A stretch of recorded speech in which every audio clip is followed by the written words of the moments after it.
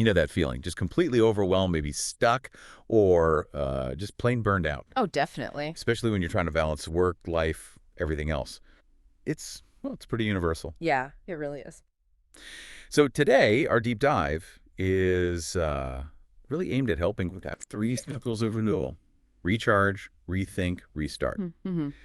And our goal here is basically to unpack this framework she offers. Mm-hmm. It's meant to be clear, actionable, something to help you pause, reflect, and reset your life with purpose. And tackle those challenges around well-being and getting things done. Exactly. What's great about the source, I think, is how it speaks directly to people dealing with emotional burnout or like high achievers who feel kind of empty despite success. Right. Or if you're going through big life changes. Yeah, exactly. Career shifts, personal loss, Yeah. situations where that whole work-life balance thing just feels totally broken. Totally out of whack.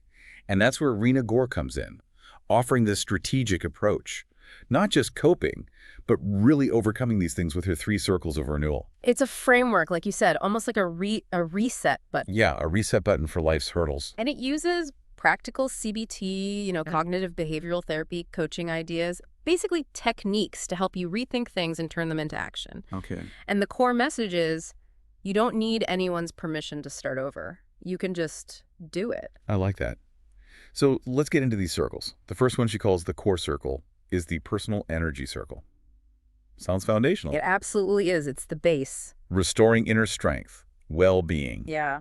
What does that actually involve, according to Gore? Well, this circle really pushes you to look at those subtle emotional drains, things that just sap your energy without you maybe noticing. Like what? Like constantly switching tasks or getting stuck in worry loops that don't really achieve anything. Gore actually suggests doing a sort of mini audit for daily energy leaks. Okay, an audit. Yeah, there's even an energy audit checklist to help you pinpoint exactly where your energy is going. Then it offers tools like structured micro breaks, making time for reflection, even a digital detox blueprint. Practical stuff. Very practical. It's Right. all about rebuilding that emotional and physical energy. Okay, so once your energy is recharging, Gore says the next step is looking at your mindset. That's the mindset circle, or lace essential circle. She says this is where transformation begins. Yeah, and this part is really powerful. It helps you spot those limiting beliefs, the unhelpful thought patterns we all fall into sometimes. What? It's not just think positive, it's about actively shifting how you see things, moving away from blame or regret and towards ownership, towards growth. So how do you do that? Well, the book has exercises like a future self visualization. But it's not just daydreaming. It helps you actually confront and rewrite the stories you tell yourself that hold you back. Interesting. So you learn to see setbacks not as failures, but as like learning opportunities, stepping stones. Makes sense.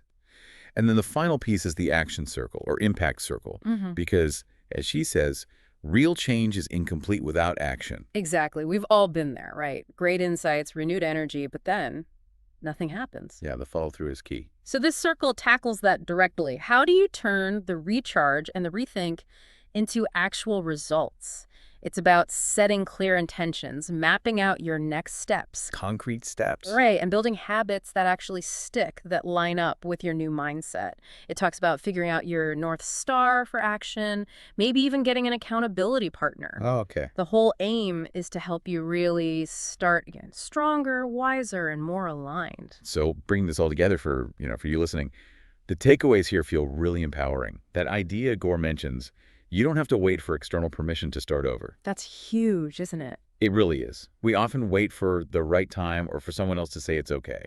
And connecting that thought, it reminds us that healing, growing, it's not usually a straight line, is it? No, definitely not. Yeah. It really needs these intentional pauses, moments to actually do the work in these circles. And another profound point she makes is that self-forgiveness is the first step toward real freedom. Puts the power back in your hands. Completely. Your past doesn't get the final say. So these three circles of renewal, Yeah. they really do seem like a powerful way to hit reset when things get tough. It's not just a theory. It's presented as a process. Absolutely. And remember that line from the source, it's quite resonant. Your story isn't over. You get to rewrite it. That's a great closing thought. So maybe think about that. What stands out to you from these circles? How could this framework help you right now, especially if you're feeling that overwhelm or stuckness we talked about? Yeah, maybe take a moment. Reflect, maybe jot down some thoughts. And consider taking even one small step using these ideas towards, becoming the version of yourself you really want to be.